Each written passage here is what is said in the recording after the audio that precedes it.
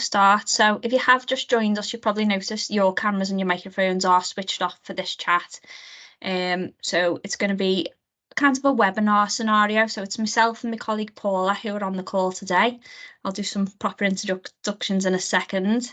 If you have got questions throughout the session, you can ask them via the meeting chat or through the question and answer button at the top of the Teams chat. So this week's National Apprenticeship Week. So happy National Apprenticeship Week, everyone. So we're here today doing one of our first parent care and information sessions, really, and they've been really popular. So hopefully we can continue to roll these out, maybe once a term. So thanks very much for joining us today. So my name's Lisa, and I'm the Student Engagement Manager at both Knowsley Community College and St Helens College. So it's my role to go into schools and tell young people about the offer here at college and give them some advice and guidance around their future choices. And then I'm joined by Paula Haig today.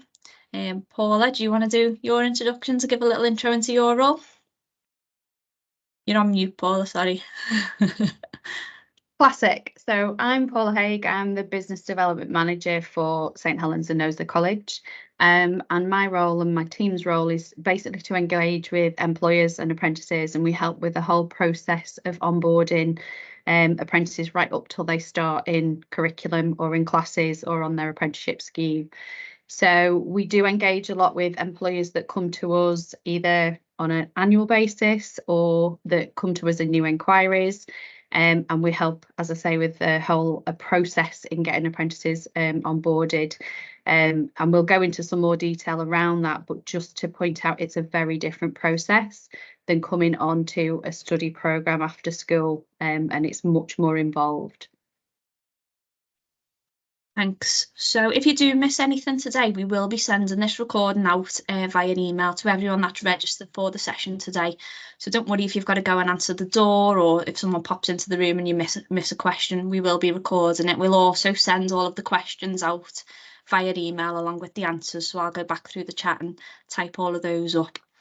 So we're going to basically start with Paula giving us a little intro into what apprenticeships are and how her team can help support young people into finding the vacancies. So Paula, is that okay if I pass over to you? Yeah, sure. So an apprenticeship, just in terms of layman's terms, and forgive me if anybody does know a little bit about this, but I will talk from an understanding of knowing very little. So an apprenticeship is an opportunity to earn and learn at the same time. So it's a combination of study and work, and it's very much an employed position.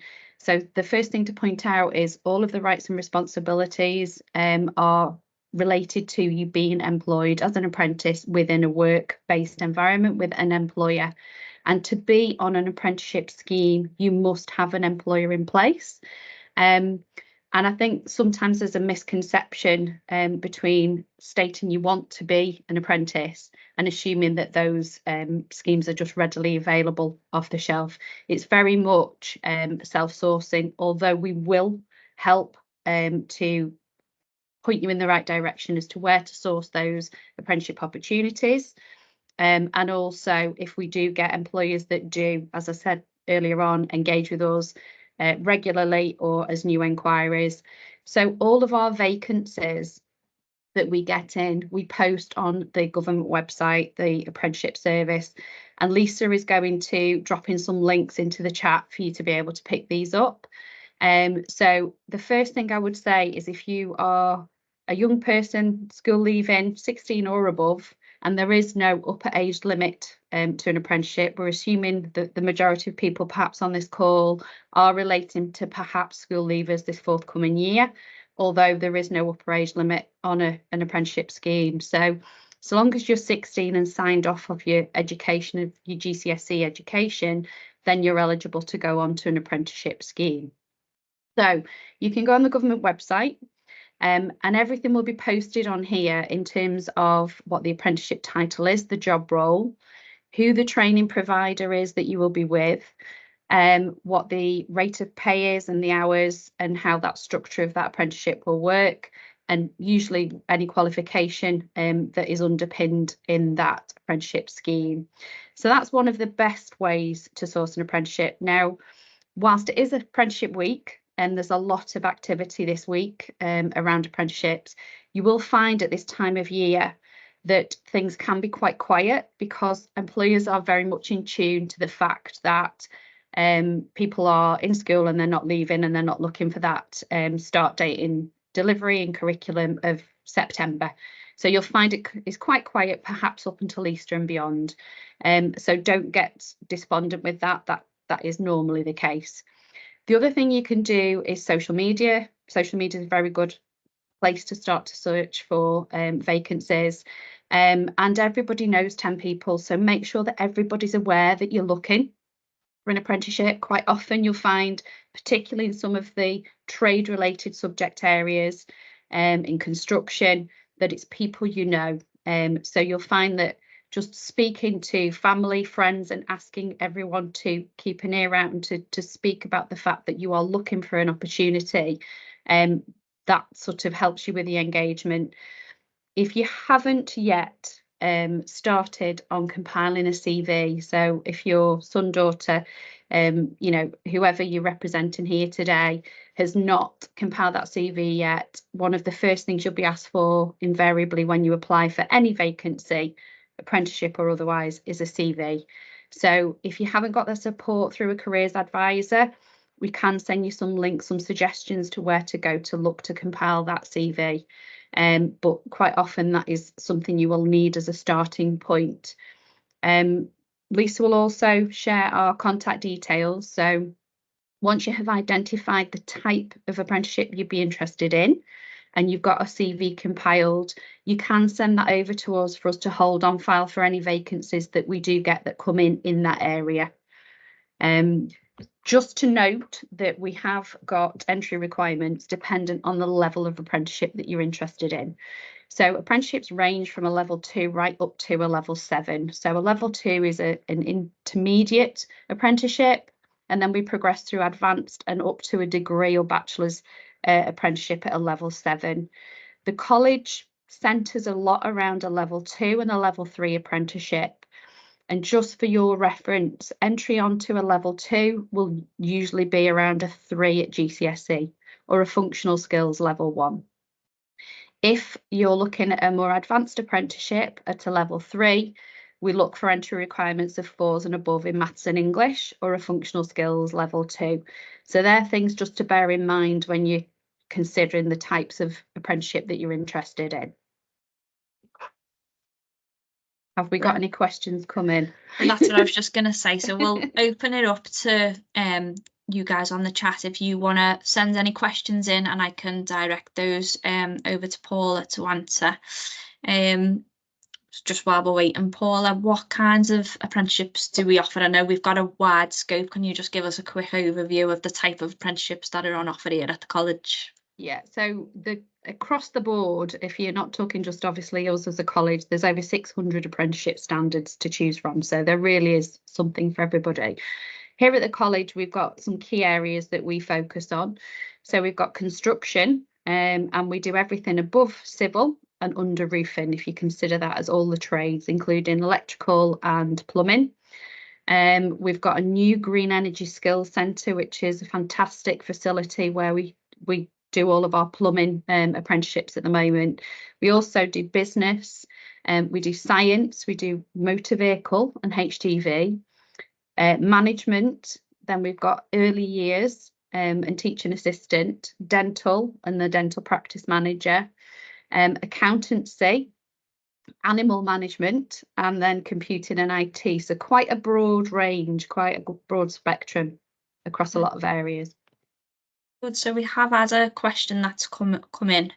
There's no name on it, but it says a daughter wants to be a veterinary nurse. Can she do an apprenticeship for that? She already has her level 3 certificate in animal management. Yes, you can. It's not something that the college offers, but the best route, if Lisa shared it or else she will share it, is to go on IFATE. So that's the Institute for Apprenticeships. And that will give you a full listing of all apprenticeship standards that are available. You can search under the area specialism that you're interested in, and it will give you a little bit more detail. Down the right hand side of that page, you'll be able to see what training providers offer that. So you can see in locality. Now, what we didn't talk about so far is where apprenticeships can be held. So some apprenticeships are considered a day release, some intervention coming into a training facility, a training provider. Some apprenticeships are remote, and that can be where an assessor or reviewer is appointed and they're held within the work-based environment. Either which route does require that you have off-the-job activity every week to focus on the learning towards the apprenticeship, and that is 6 hours a week of whatever your working week is. Well, thanks. So another question has just come in, and I don't know if you probably have just covered this, from Simon. My son is interested in plumbing. How many days would be in college and how many in the workplace? Okay, so for us as a college, we structure it as a day release, as we do for most of the trades. So that's 1 day a week term time, and then 4 days with the employer. Just to note that any apprentice that is employed must be paid for their full working week, inclusive of their day release in college, if that is part of their apprenticeship. Okay, thank you. There's nothing else coming at the moment. While we're waiting, Paula, can you? Oh, yeah, another one just popped in. So my son wants to know, when he enrolls at the STEM centre, would he have access to that would be one for me, this one. Would he have access to the gym and other facilities at the main campus? So at the moment, we don't have any access to the gym for students outside of class hours. So it's only open to students on sport, public and uniform. And that's just due to us not having an attendant in there to monitor the usage of students outside of class hours. Just for health and safety reasons. But in terms of other facilities, yes, he can use all the other facilities over at the main campus. So we've got library at both sites, we've got Starbucks over at the main campus, so he's free to use that. We give every student a free bus pass, every student gets free breakfast as well. Yep. Hopefully that's answered your question there, Dom. That might change as time goes on. We might be able to open it up to students, but at the moment it's not accessible to students. Okay.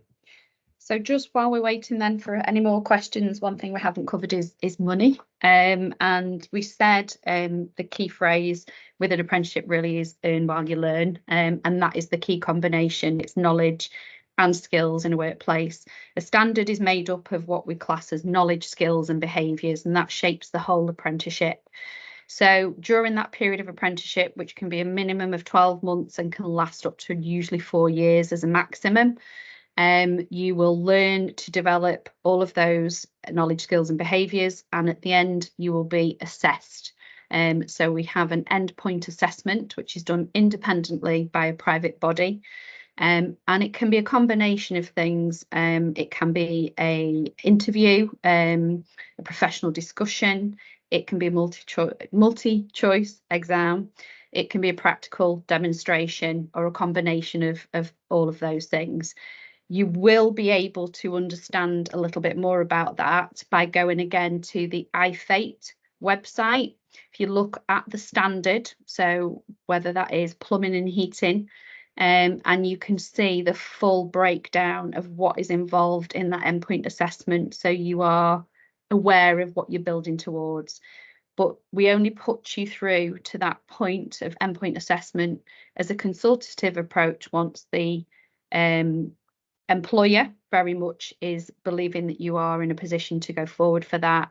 You as an individual, the apprentice, and also obviously your tutors and assessor believe you're in that position to move forward with that endpoint assessment. Thanks. We've had a question come in from Keely. What type of employers have offered business? Can you name some of your companies as an example? Oh, crikey. Business is, I mean, when we talk business, we've got business administration at a level 3. We've got customer service at level 2 and level 3. And we've got manager type activities around a team leader at level 3 and an operational manager at level 5. So the businesses are very broad ranging, because it's really any business that has those functions that sit behind them. So in the past, we've worked with Savini, we've worked with Billfinger, we've worked with Merseyside Police, we've worked with the NHS. So it really is very, very broad in terms of businesses that we work with, because any business of scale that has those functions may be looking to take on in those areas. Yeah, fab. So another question that's come in from Lisa. So she missed the entry criteria explanation. If a person has A levels and wanted to be an electrician, what level would they be looking for? Okay, so A levels is absolutely fine. It's the maths and English that's the general entry requirement criteria. So any level 3 program, we're looking for 4s and above in maths and English, or a functional skills level 2 equivalent. If they've got A levels in those subject areas, even better, but it's a level 3 qualification. So any level 3 qualification apprenticeship standard requires that there is a pass at functional skills level 2 or 4s and above in maths and English to pass and successfully complete the apprenticeship. Okay, so we've got another couple of questions that have come in. So can my daughter only enrol at college after obtaining an employer, or can they enrol beforehand to ensure there's no gap in educational learning? Okay, so as a student in school at the moment, and waiting GCSEs, you can't enrol onto an apprenticeship scheme until you've got your GCSE results in hand. Part of that is to do obviously with the entry requirements, but you need to be signed off the school system in respect of being able to be eligible for the apprenticeship scheme and be 16 or over as a minimum. In terms of, I call it a backup plan. If your aspiration, the person you're representing, is to be an apprentice in an area, always at this point have an application for a study programme in place as a backup plan. Because if it comes to the summer period and you still have not secured an apprenticeship at that point, you may have missed your first choice opportunity of what study programme course you want. We quite often get employers asking us for students who are on a programme already because you've got some founding knowledge. So it's of no detriment to start on a programme because you can move over onto an apprenticeship once you've secured it at a later date. Okay, so we've had another come through. I can probably answer this, but I'll read it out as well. So if my son doesn't like the course he chose, can he swap over to another? If so, what would happen if he didn't have a placement before he starts the new courses? So if your son didn't like the course he chose, I think you get a time period, so like 6 weeks to make those decisions. That's on a study programme. I don't know about apprenticeships, if that's any different, Paul. You might be able to answer that. But yeah, we do give a 6-week window where you can swap over onto another course. We try and make sure that all that information, advice and guidance is set for your son so that he is on the right path for him. Obviously, we understand that young people don't like the course that they're on and they do want to swap halfway through. So there is that 6-week window. In terms of apprenticeships, Paula, is there an option for them? Yeah, so apprenticeships work, I suppose, slightly different in there is a leave by your own volition. So if you choose to leave employment in a particular area because she's not enjoying that, then there is a short period of time in which you can seek an alternative. And obviously the thing to consider at that point is at what time frame they're moving and to what programme, because there may be a lapse there. So if, for example, they start on an electrical installation apprenticeship in September, and by December, January, they've chosen a different pathway and it might be plumbing or another subject, it might be a time frame between that period and then being able to move on to the other alternative because of what they'll have missed in the other area, if that makes sense. So all I would say, if there is any concerns, any considerations there, speak to their assessor, reviewer, and make us aware. What we do struggle with, and particularly in a long-term apprenticeship, is where a person's in employment and chooses to move without having had those conversations with us first. There is an awful lot for an employer to set up to make an apprenticeship happen and to set the wheels in motion, particularly if it's a small employer. So all I would say is if your person is on a program they're not enjoying, before they make any moves, have some conversations first. Okay, so my son is currently on a 1-year uniform services course but wants to apply for an apprenticeship instead of carrying on in September. Should he be sending you an email now with the areas he's interested in along with his CV? Yep. Yes. Yeah. Yeah, same for that next question from Dom. So with regards to a CV, should we wait until results day and then apply to employer for the plastering? No, you can start putting the feelers out now, can't you, for your employers? Yeah, so if you wanted to go out, if your son wanted to go out and start approaching employers with the potential to maybe take him on with a bit of work experience over the summer, and that could then lead on to an apprenticeship. But get your CVs into us now. We'll keep the bank of those in college, and then if we get any vacancies through, we can make contact with the students then. Yeah. Can I just ask, it'd be interesting for us to fire a question, Lisa, if possible, into the chat, just to ask how many people on the call are actually in Facebook groups, localized Facebook groups, so community type Facebook groups, either yourself or somebody in the family represented. If we could just ask that, and yeah, people could just tell us whether they are or not, because you'll find that that's actually really good way of engaging and finding out about opportunities. I think there may be people of a similar age to me, perhaps, that may be on the call and will understand that the Yellow Pages has been a while since. And if you want a plumber or an electrician or a painter or a plasterer, or, you know, particularly in the trade related areas, you'll tend to go to a Facebook group, a community group, your local group, and ask for recommendations. And that pretty much spans the board of somebody to cut down a tree or somebody to do some flagging or painting or whatever that is. So they're a really good source of potential opportunities. And what I would encourage massively as well is any work experience that can be sought between now and the end of summer period, because even if it's not in the related subject area, it still shows a lot of discipline, getting up on time, being part of a team, all of those traits that an employer will look for. So any work experience, but specifically if there is an area that somebody's identified, then see if you can get out for a bit of work experience a couple of days a week. And it's also a good opportunity to see if it's something that they really want to go in. Well, so there was a question from Jennifer. Can you still enrol onto an apprenticeship if you didn't pass GCSEs? Do you run exam resits?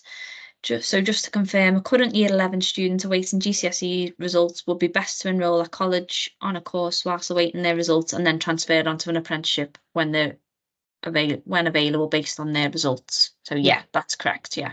Exactly.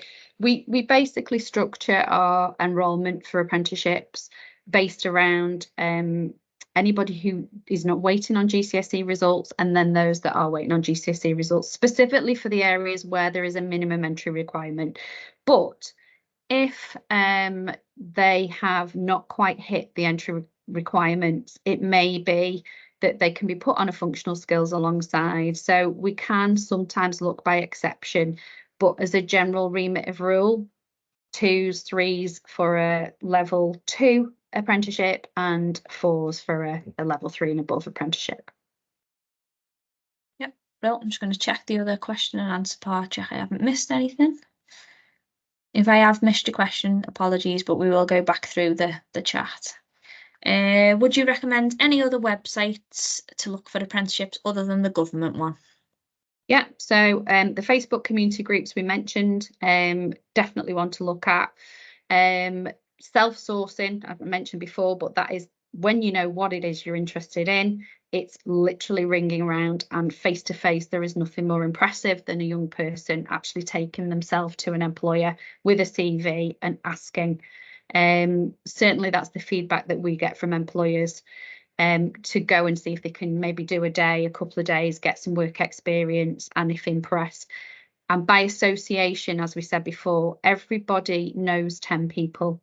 I come from a small family, but everybody within their own circle could probably reference 10 people that they know. And if you think of that as a spider's web of connections, there is an awful lot of people that you can communicate with. One thing we didn't mention, I've just seen another question pop up, but I couldn't read it, was rates of pay. So the good news is the government do keep shunting this a little bit, and it does go up again in April. It's not going to buy them a Ferrari in the first year, unlikely, but it is earning while they're learning, and their alternative is 3 days a week in college with no income associated. So this is 5 days a week with an earning attached to it, and it does go up in that first year for a 16 to 18-year-old to £6.40 in April. So it's quite admirable whilst you're learning towards a qualification. Thanks. So regarding dental nursing, are there any disclosure certificates, so a DBS, a student would need prior to joining, or does the college arrange these? Okay, so it will be employer based, and that is not just for dental. That would be dependent on the employer whether they have that as a requirement in their setting. So obviously you might find in early years or school settings they may require, well, they will require that, and certain other employers may require that, but that would be told as a stipulation as part of that employment. We do ask on our application whether there is any criminal convictions that we need to know about, and that's simply that they have to be referred to a separate team to be evaluated in eligibility to do the course. And then we would also always ask if there are any additional learning support needs, and that's for us to make sure that we can support those and put those supports in place. Another one, have you known of any employers to offer weekend work experience with the view of if it works, they could then offer an apprenticeship?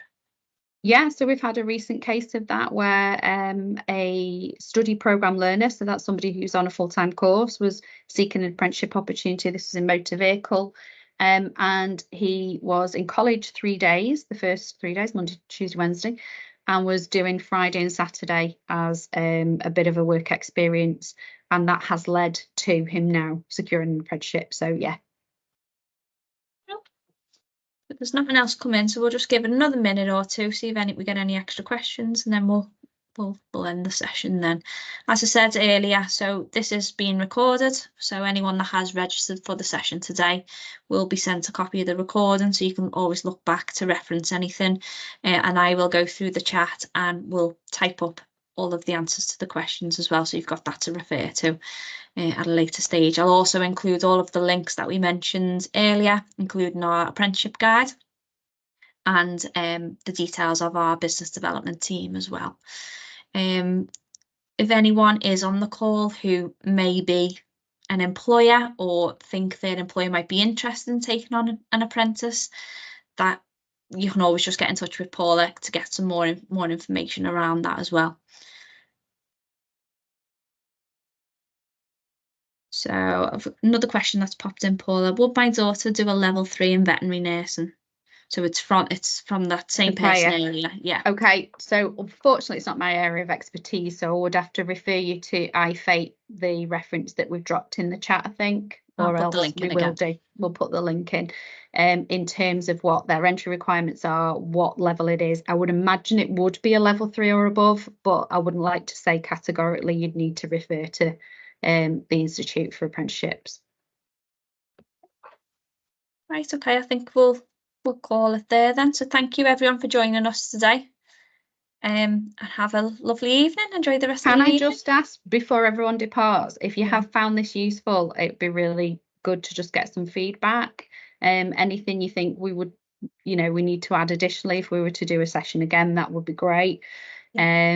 But we will share everything that we've gone through today. But thanks for joining. Thank you. Bye. Bye.